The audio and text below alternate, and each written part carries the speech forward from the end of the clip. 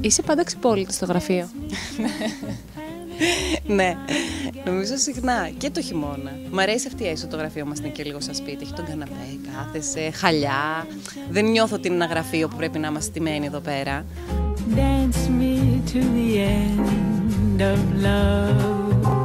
Αφού κάνουμε ανάκριση, θα ρωτήσω και κάτι που είναι λίγο πιο... Θέλω να μου πεις για το χειμώνα. Τι ετοιμάζεις, τι σχεδιάζεις, υφάσματα, χρώματα, όλα. Κοίτα, οι γραμμές δεν αλλάζουν. Δηλαδή τα ψηλόμεσα παραμένουν, φούστες πολλές υπάρχουν, ανοιχτές πλάτες πάλι θα βρούμε. Νομίζω λίγο σοβαρεύει. Τώρα το θεωρώ εγώ που δεν ξέρω αν είναι αντικειμενικό. Δεν θέλω να πω, αλλά θέλω να είναι έκπληξη. Η δική σου συμβουλή γενικώ σε μια κοπέλα που ντύνεται και είναι αυτή τη στιγμή σπίτι της και ετοιμάζεται, ποια είναι? Μην το παρακάνεις.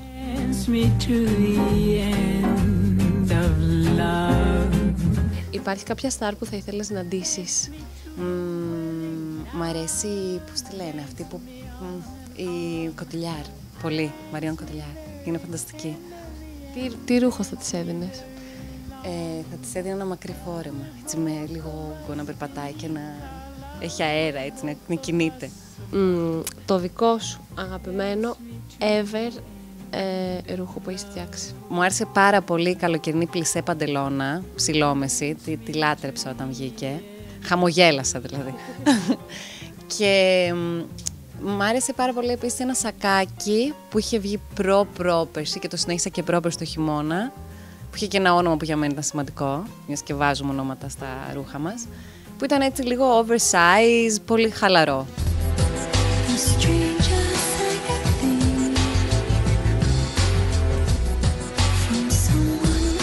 Τι σχέση έχει η Μαντάμ Σουσού με τα νηφικά?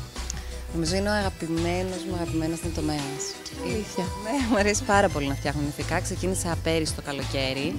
Ήταν και πάρα πολύ τυχερή η πρώτη μου νύφη, έτσι την αισθάνομαι. Ήταν μια κοπέλα που τελικά καταλήξαμε να γίνουμε φίλες και νιώθω ότι σχεδόν με όλες τις νύφες μου έχω αποκτήσει φιλική σχέση και αυτό είναι μοναδικό. Τα νηφικά ράβονται μόνο στην κάθε μία ξεχωριστά. Δεν είναι ότι έχει εδώ πέρα κάποια κοπέλα και βλέπει νηφικά και επιλέγει. Και για μένα αυτό είναι το σημαντικό. Είναι μια ξεχωριστή μέρα για την κάθε μία και θεωρώ απαραίτητο να φοράει ένα ξεχωριστό νηφικό. Να είναι κομμένο και ραμμένο πάνω της. Ακριβώς. Δηλαδή και ξεκινάει και ως ιστορία. Δηλαδή, μου φέρνει πράγματα που της αρέσουν, της προτείνω πράγματα που τη βλέπω σε αυτήν. Δηλαδή, αρχίζει step by step. Αυτό είναι το ωραίο. Αλλά και πάλι κρατάμε λίγο έξω πλάτη, λίγο φιόγκο, λίγο δαντέλα. Αλλιώς δεν θα ερχόντουσαν σε μένα.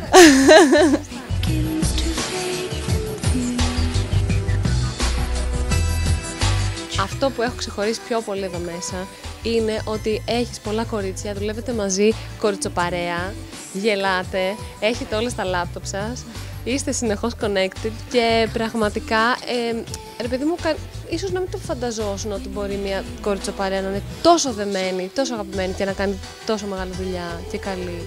Κοίτα, το θέμα είναι ότι είμαστε όλες κοντά στις ηλικίες, οπότε αισθανόμαστε αυτόματα πιο φίλες.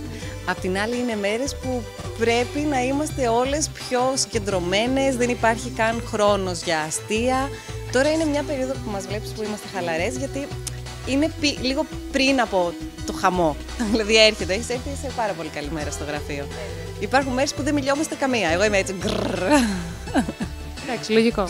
Ναι, δυστυχώς δεν γίνεται αλλιώς. Όταν βλέπεις ότι όλες οι υποχρεώσεις είναι πάνω και όλα πρέπει να γίνουν πάρα πολύ γρήγορα και όλες έχουμε αρμοδιότητες πολύ σημαντικές. Πωλήσεις, παραγωγή, marketing. Δεν είναι ότι κάποια είναι εδώ και περνάει έτσι. Μέσα στις δαντέλες, χορεύει. Αλλά γενικά χορεύουμε κιόλας. Θέλω να πω ότι είναι μέρες που μπαίνουμε εδώ πέρα που χορεύουμε. Έχουμε χορέψει μέχρι και καριώτικο στο γραφείο. Χωρίς κανένα λόγο. Τέλειο. Άλλωστε, νομίζω και ότι οι καλύτερες ιδέες βγαίνουν όταν νιώθεις χαλαρός. Το να νιώθεις σφιγμένος και να πρέπει δεν γίνεται. Ευχαριστούμε πολύ, Ελίνα. Ήταν φανταστικά. Καλή συνέχεια. Είσαι και εσύ μια φίλη μας, λοιπόν. Τέλεια, εννοείται.